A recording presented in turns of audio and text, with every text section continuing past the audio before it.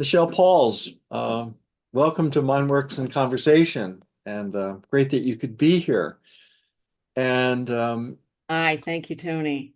yeah, and what prompted me to reach out to you was the election last Hmm. week, and hearing people talk about their reactions, their grief reactions to the election, but also I know that you've been doing some work in grief advocacy. So I wanted to first start there Yeah, about your work in grief advocacy and what you're doing with that and where that started.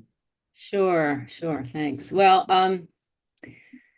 for a long time, I've been a theater artist and educator, and most recently, I've added grief advocate to that lineup. This started a few years back, I'd say about four, when I experienced personal loss of many varieties, and I did a lot of research. I read so many grief books that I could find and trying to figure out how to deal with my own personal grief of losing people and also losing um what I consider my home and my home base, and then all those dreams that were attached to the people and the person that I lost and the home. So, starting over and during the pandemic, which had its own base of grief attached to it. So I realized that what I learned is that growing up, and this I think is true for many of us in this Western culture, is that I never, the word grief really was never uttered in my family, in my household, and let alone talked about how to deal with it. And and I believe that all of us experience grief because we experience loss about things that we care about all of our lives. I mean, if you've ever lost a pet, if you ever had to move, pick up and move because your parents, got a new job or they wanted to get a new house, or there was a new baby that came into the house and you were the special child forever. And that grief was never addressed. And that goes on and on as we get older. And if we don't get the tools to learn how to learn to what grief is and how to address it and how to approach it and what to do with it and how to express it, then we don't know, we're left to our own devices. And a lot of us just kind of, oh, that feels bad. I don't want to feel that. Go away. Either tamp it down, pretend that it's not there, say I'm all right, and or anesthetize, and that can look like all kinds of addictions, or spending a lot of money that you don't have, etc. But whatever happens, grief is an energy that needs to be expressed so it can metabolize and move on as we move on. It's never meant to stay the same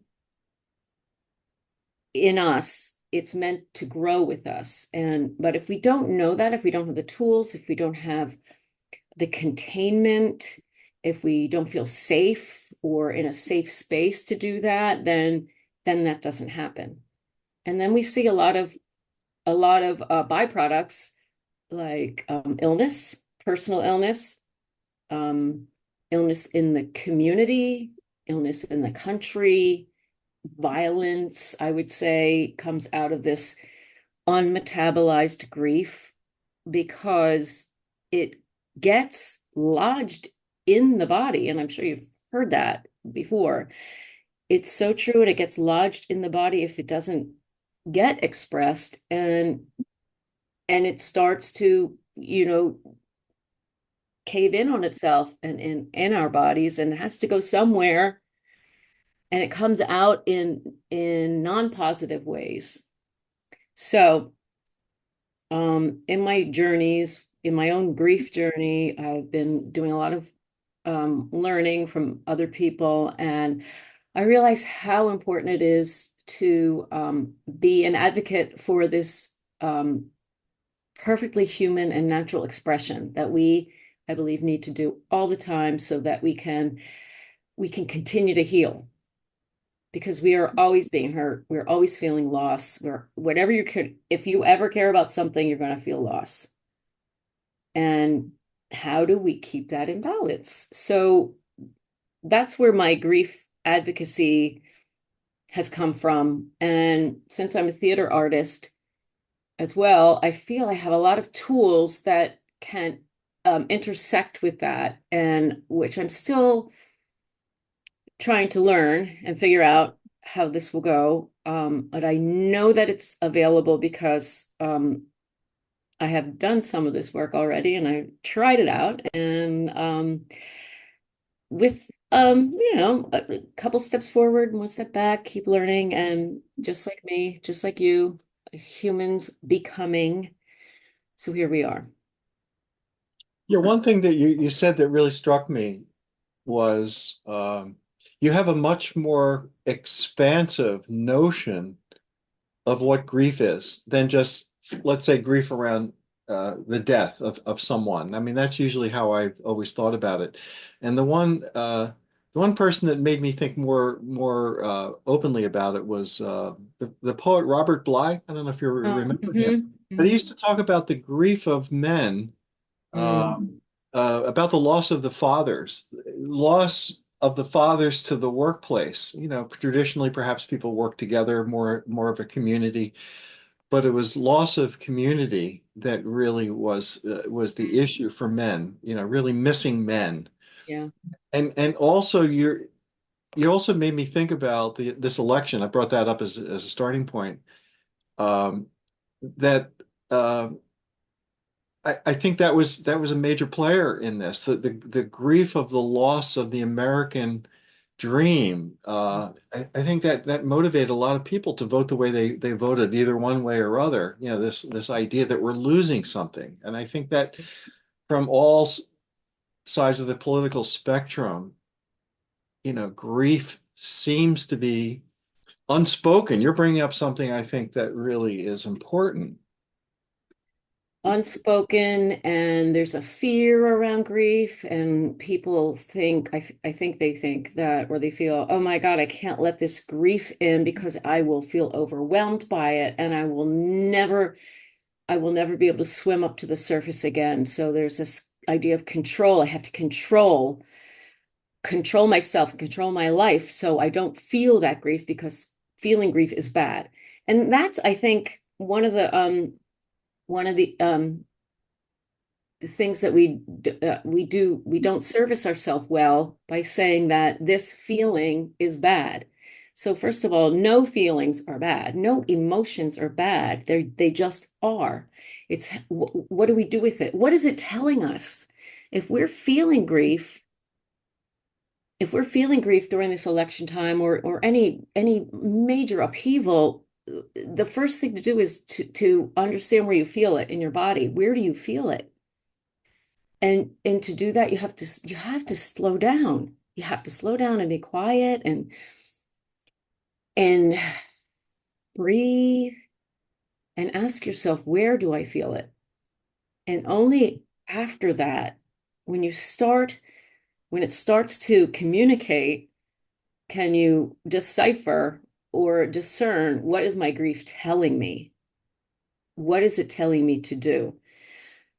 And you bring up a good point too about this loss of the father in the community. It makes me think of the whole of our Western culture, and this is dominant culture pressure of, you could call it the patriarchy, capitalism, any kind of isms that says there is no room for grief because grief is not productive.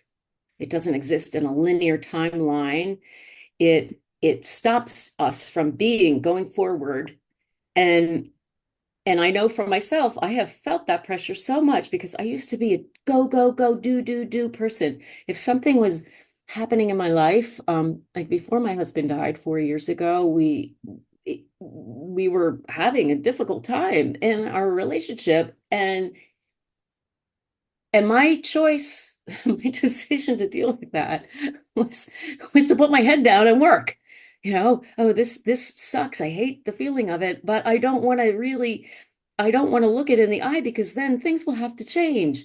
And and so I felt that pressure of this culture pressure to not slow down and push it down, push it aside. So I think I think that's part of it, and I think that we have been under this kind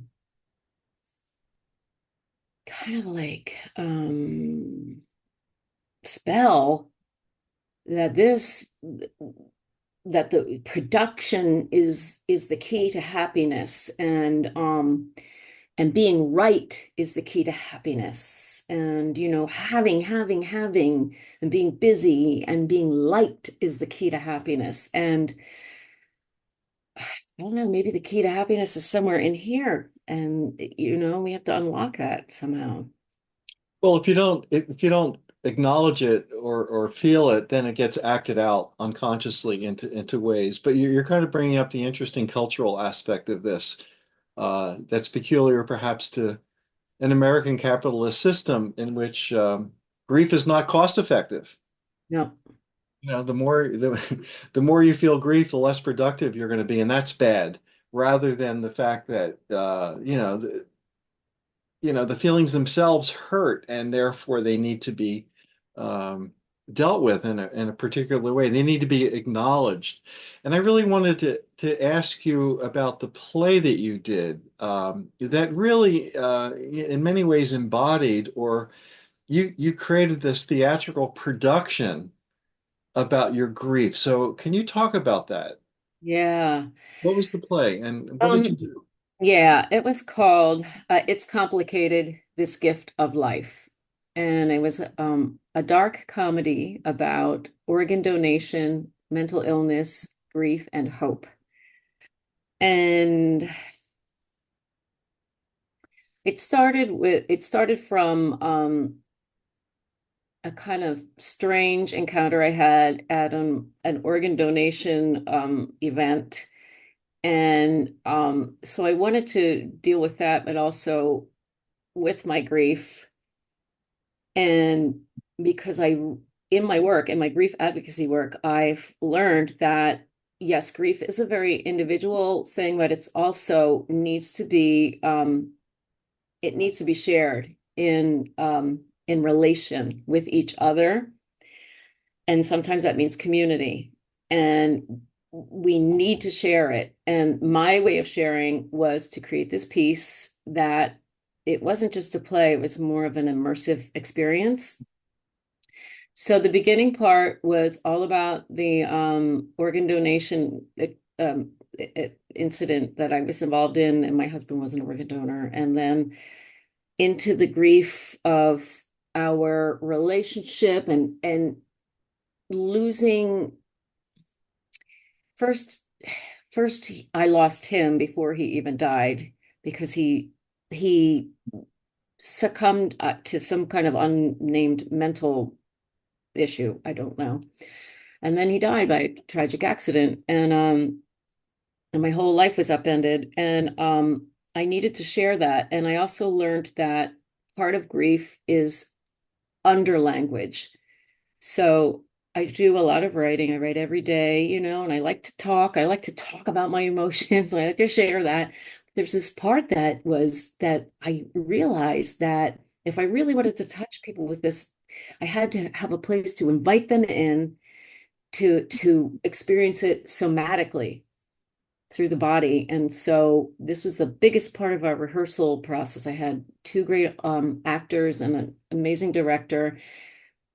And in the script I wrote choreographed movement piece.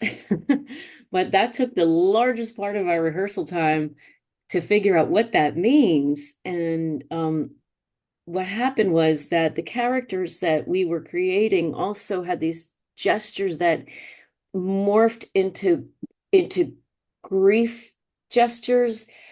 And I invited the audience one at a time to come up and interact with the characters in the grief gesture one by one. And so as we were embodying this and the loss and the emotion that was being expressed, under language, sublingually, maybe it's taking a pill though under your tongue. It it I don't know, it transcended all the talking about grief. And, there were a lot of tears. I can feel it now. And so much emotion and that was able to be transmuted through the movement because after that oh, each performance we organically ended up in a circle where we were all breathing together. And through that breathing, kind of like it echoes, it mirrors the way grief goes in and out. Grief goes in and then it goes out, and grief is meant to be expansive. And after the breathing, I had this song that came to me that I knew I wanted to use in the show, and then I started humming or singing the little cat da da da da da da da da da. It was really easy. We all sang along. And then I had a karaoke version of that song that my band recorded for me. Thank you guys. And so I started singing it, and it turned it into a dance party. And then we were all moving with joyous abandon as I was singing and dancing. And it was just so it was everything that I hoped it would be. And almost like this little miracle that came from the heavens. And I mean, I felt like it was came through me. I didn't know how it was going to end up, but it happened, and I know it touched many people, not just me. So this was an interactive play musical event Yes. where you had people up on stage Yes. and you got them to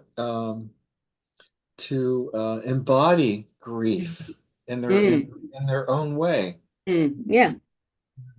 What kind of reactions did you get from the audience afterwards? What did you hear? Oh, they were like, that's amazing. I was so touched.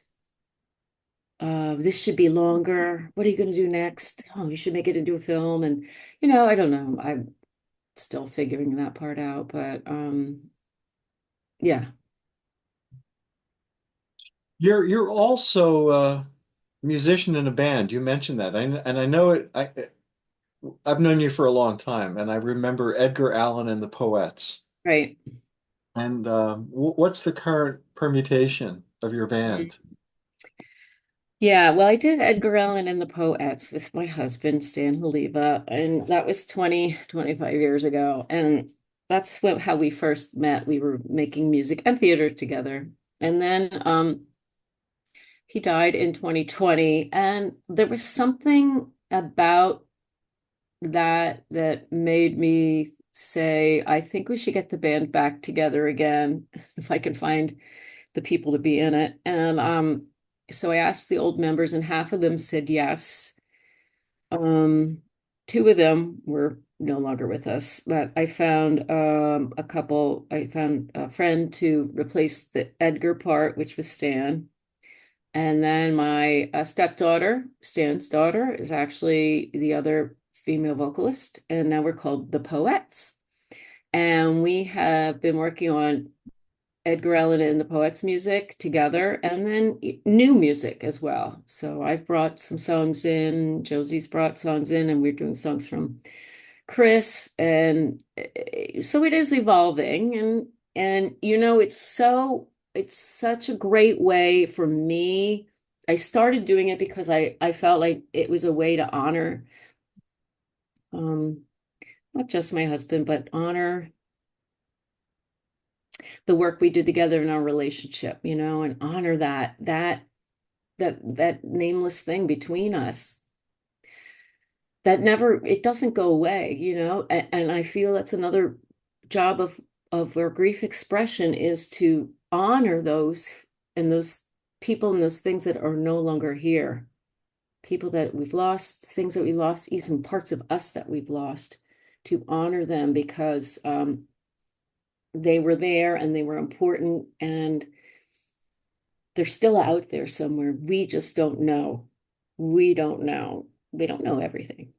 Yeah, where do people go when they die? That's what I always wonder. Like, where did they go? It really is just this big mystery of life existence. And but you've managed to create this sense of continuity in your life, between the past and the present. You're kind of a Philadelphia institution in your own way, that you've been carrying on um, with music, with art. You and Stan had a theater. You Mhm. actually had a theater in Fishtown, Yep. and the work goes on. The work goes on. The work goes You don't on. let it die. I mean, it's, we're talking about death and grief, but you won't let it die. Well, everything dies, and Eventually.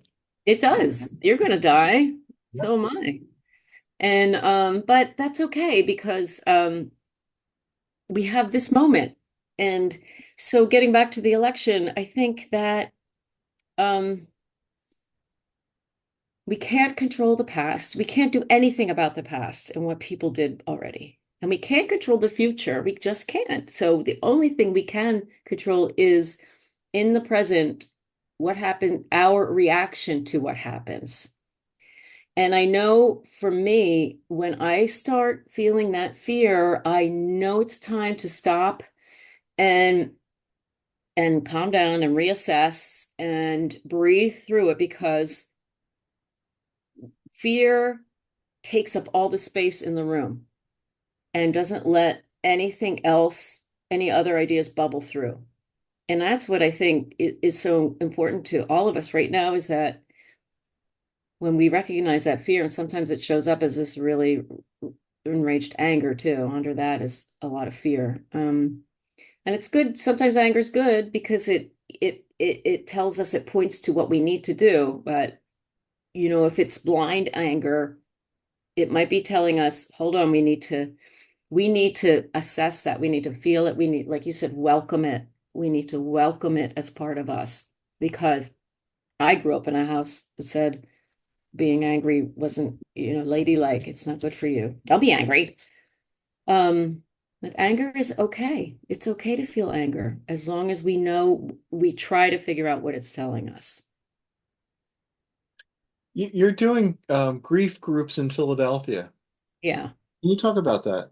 Yeah. We just started I'm doing it with my partner, Carolyn Rhodes, who is a licensed social worker and an improvisationalist. And we did our first one about a week ago. And it's a grief share drop-in for anybody. Um, no cost. You can make a donation if you want.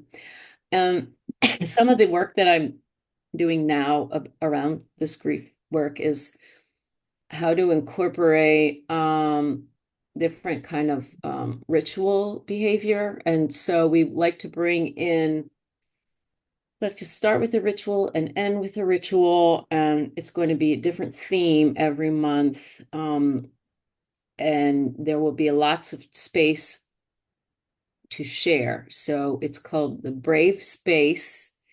And our job as the facilitators is to create this space, this brave space, because no space really, no one can feel totally safe in a space. But how can we together create a space, a brave space where we can feel a sense of safeness in expressing our grief in whatever way that might be. So yes, we're doing it on the first month, the first Sunday of every month, starting again in January, because I have my own grief and honoring ritual that I am um, um, doing on December 1st for my brother who died a year. It'll be a year. And then he died by suicide, and I just feel I need to honor him on that day at his gravesite. So we're going to do that. Yeah, you really point out the importance of honoring people that have come before, or honoring the grief and not dismissing it. The grief group that you've started in Philadelphia, is that live? Is that a live meeting Yeah. or is okay? It's live in person. And I Mhm. think that's important because like I said, I wanted to do something. I wanted to do this because in my grief journey, I just hadn't found a lot of spaces where it felt okay to, let it all out. And it's hard to do that on Zoom. And even in-person groups have been kind of um, more or less formulaic. And I think this is a sacred, holy work, and it's important to lay the groundwork for that before any kind of grief and expression and sharing can happen, and then metabolizing. So that's why I feel grateful that I can do that, that we have the opportunity to do that. Yeah, doing it live really does provide an opportunity for you to make the grief physical, to really act it Mhm. out in the room, act it out not in a bad way, but to really again make it physical and not just intellectual. Zoom can be very intellectual. We see people from, our Mhm. view right now is from the chest upwards, up to our head. This is, as good as Zoom can be, it is a lot of talking heads, but you take it to a different direction. And I just find it fascinating that in your play, also you got people up on stage Mhm. and got them part of the production, part of the performance. There, Yeah. no separation between the actors and the people and the audience. That's really Mhm. a really Mhm. really interesting merger. Yeah. So I really want to follow your progress on this and really invite you to post on our blog, what you're doing. I know that it's live, but we're building up hopefully a Philadelphia contingent here, but we'll certainly, put the word out. But Well, eventually, after we're planning to do like 6 or 7 of these. Eventually, originally, I did want to.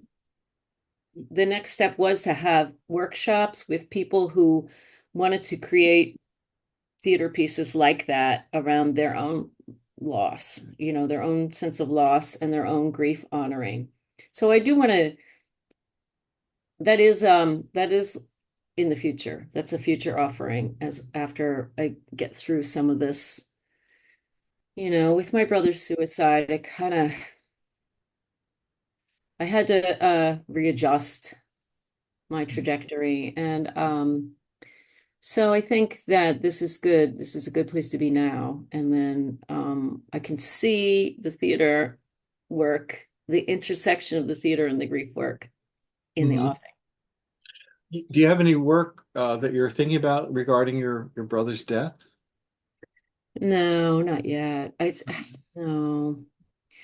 Suicide is what I've realized that for me in the family, I felt that, what was my place in this? How complicit do I feel in my brother's suicide? Because it's not just him, it was his daughter too. So 2 people, I'm not branching my family, decided to end their lives. And, that means something. It's not just random. What is it in this family? And I'm using family because they were part of a family. I mean, I could expand it more. What is it in my community? But, the family is a small enough unit that I can ask, what is it?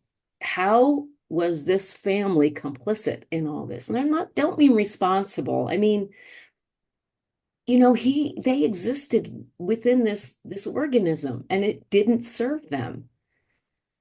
And So I'm really like struggling with that. Well, I'm struggling with articulating it. And maybe someday it will come out as something, but right now I I have to it's too close to the bone for me. Yeah. Uh, Well, thanks. yeah, go Yeah. ahead. No, I can, yeah, I can understand. But I can tell it's percolating in you.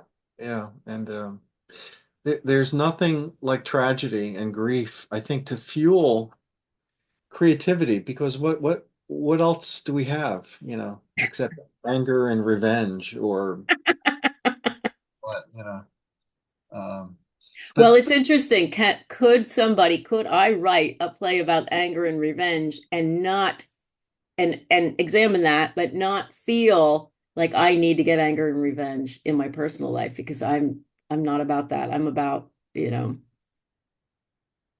openness, keeping my heart open and that revolutionary love feeling that's the way through. That's the way we're going to get through all this. yeah. It's not about pointing fingers and naming villains and retaliation. It's about expanding and listening with our ears and listening with our hearts to people who feel disenfranchised and then knowing that, knowing deeply that we are all connected, that we're not separate. Well, you brought that up in your theater piece where the performers and the audience are connected, but also in stating or wondering about your place in the system of your family. You talked about being complicit, and I just think we're part of a system. We are connected to each other. We affect each other, and sometimes we don't know how we affect each other Right. and how they affect us. So. Right. And you're developing also this community of people in Philadelphia through this process um, to share what they've gone through, and it's really significant and important work. Yeah. So I really want to hear more about how this is progressing in the future. Okay. So Got it. thanks so much for this conversation, You're Michelle. I'm welcome. Thanks, sure we're going to Tony. be talking again. All right. You got it.